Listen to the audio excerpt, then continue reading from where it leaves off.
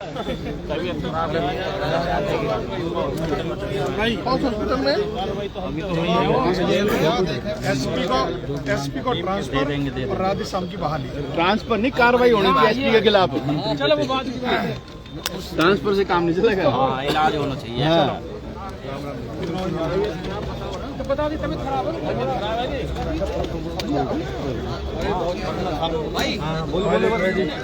मंत्री जी, तबीयत खराब है उसकी। हाँ जी सर, क्या मामला हुआ है आज? हमारे सब गौ तस्कर भाई इकट्ठे हुए हैं, उनके साथ बैठ के चर्चा हुई है किसी विषय को लेकर। काम कर रहे हैं, सरकार सकारात्मक रूप से गौ तस्करों के खिलाफ है, गौ रक्षकों के साथ। तो ये ये कह रहे हैं कि गौ तस्करी के खिलाफ थे एसएचओ, इसलिए उसके खिलाफ कार्रवाई हुई है। ये तो अब जांच का विषय है, अभी सरकार का इस पर पुलिस काम कर रही है। लगता है सकारात्मक, हमारी सरकार गौ रक्षकों के साथ करेगी। इन्होंने बड़ी मांग ये भी कर दी कि एसपी का तबादला होना चाहिए। हमारी सरकार गौ रक्षकों के साथ है, उनकी भावनाओं के अनुरूप ही हम काम करते हैं। मंत्री जी, कब तक एक्शन देखने को मिलेगा? मैंने बोला गौ रक्षकों के साथ है, उनकी भावनाओं के साथ ही काम किया जाएगा। ये हमारी ताकत है, इनकी बदौलत सरकार है। हमें इस बात से पूरा और बहुत शांतिपूर्ण तरीके से सब सरकार की बात के साथ, सरकार के साथ चलने वाले लोग। आप सनातन के हित की दावे के साथ बात करते हैं, लेकिन ठोस आश्वासन देते, सनातन के साथ रहेंगे, हर काम सनातनियों को लेके ही करेंगे, ये भरोसा आज नहीं पहले से भी कहते हैं और आगे भी कहेंगे। तो ये थे खेल राज्य मंत्री गौरव गौतम, जो गोरक्षक है, उनके पक्ष में आए हैं। उनका कहना है कि एसएचओ राधे श्याम की जो गिरफ्तारी हुई है वो गौ तस्करों के खिलाफ शिकंजा कसने के कारण हुई है। हाँ जी, नमस्कार जी। क्या? हाँ जी, बताएंगे जी, आज क्या मीटिंग हुई है आपकी? ये जो गो भक्त इंस्पेक्टर राधे श्याम जी हैं। अच्छा, एक मिनट आता हूँ। बिट्टू बजरंगी इस समय मौजूद है। हाँ जी, नमस्कार जी। क्या मामला रहा है जी आज? आपके सामने ये सारा मामला। हम थोड़ा देर से आए हैं। ये मामला हमारे राधे श्याम जी जो गो तस्करों का इलाज करते थे, आनंद फानन में किसी के दबाव से, मेवात के नेताओं के दबाव से तो उनको जेल भेज दिया। ये गलत है। सभी समाज में रोष है, गोरक्षकों में रोष है।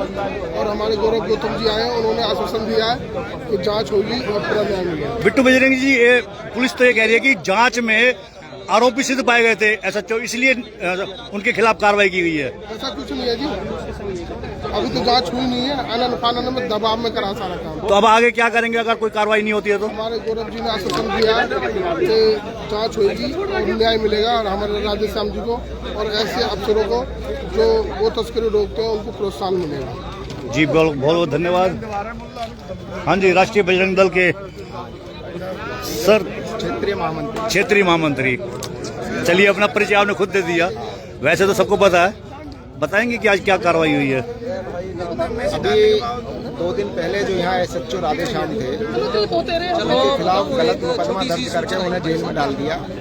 राधे श्याम भी बहुत अच्छे अफसर थे और गोरक्षा के मामले में बड़ा तत्पर रहते हैं। कसाईयों के लिए तो एक काल थे। ये सारे गोरक्षक, इनकी मांग है कि जो व्यक्ति गो हत्यारों से पैसा ना लेकर के उल्टा गो हत्यारों के खिलाफ काम कर रहा है, गौ माता की रक्षा कर रहा है, उसके साथ इतना गलत बर्ताव सरकार में क्यों हो रहा है? लेकिन पुलिस ये कह रही है कि जांच की गई है, जांच में बकायदा एसएचओ राधे श्याम दोषी पाए गए, इसलिए कार्रवाई हुई है, गिरफ्तार भी तभी किया है।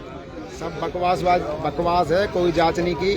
कई महीने बाद मुकदमा दर्ज किया, पता नहीं कब के मामला बता रहे हैं। 4-4 महीने ऐसा होता है कि 4 महीने तक एफआईआर दर्ज ना और बाद में कोई ऐसा लंबा चौड़ा मामला नहीं है। ये सब एक साजिश है, साजिश के तहत उन्हें फंसाया है। जांच हम करते हैं, सारे जितने भी पुलिस अफसर हैं सारे करप्ट हैं, सबको जेल में होना चाहिए।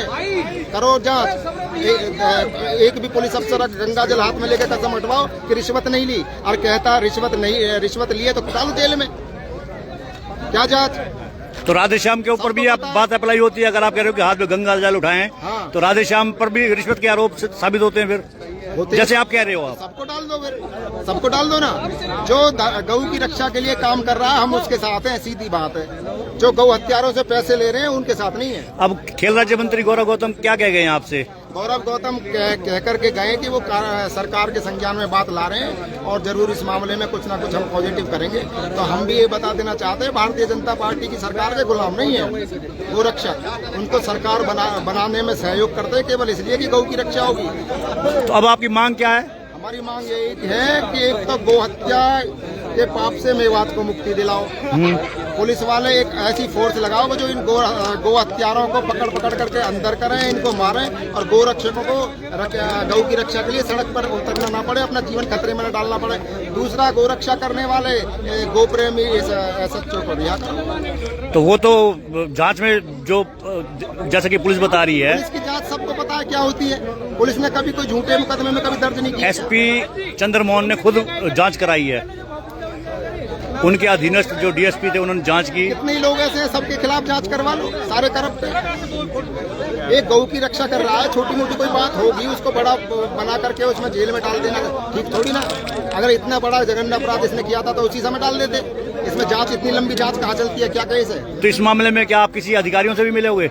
अभी हम अधिकारियों से नहीं मिले, हम तो अपने यहाँ के इलाके के जो सबसे बड़े गौरव गौतम मंत्री हैं उनसे मिले, उनको कहा है और हमारी चेतावनी भी है उन लोगों पर, सरकार को, कि या तो इसको रिहा करो और गौरक्षकों की बात सुनो, गौ की हत्या पर रोक लगाओ, वरना हम सब लोग उनके खिलाफ भी खड़े हो जाएंगे। क्या जब हम बनाते हैं मंत्री तो भाई खिलाफ भी हो सकते हैं।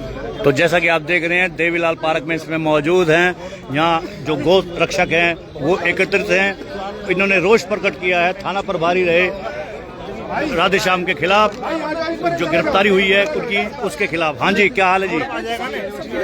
क्या कहेंगे जी आज के मामले को लेकर? नहीं, ज्यादा कुछ तो नहीं कहेंगे, लेकिन ये कहेंगे कि गौ तस्कर हावी हो रहे हैं गोरक्षकों पर। गौ तस्कर आज भी हावी है गोरक्षकों पर। इनके खिलाफ उचित कार्रवाई होनी चाहिए और गौ रक्षकों को पुलिस द्वारा संरक्षण होना चाहिए। चलिए, बहुत बहुत धन्यवाद। हाँ जी, क्या शुभ नाम है आपका जी? हाँ जी,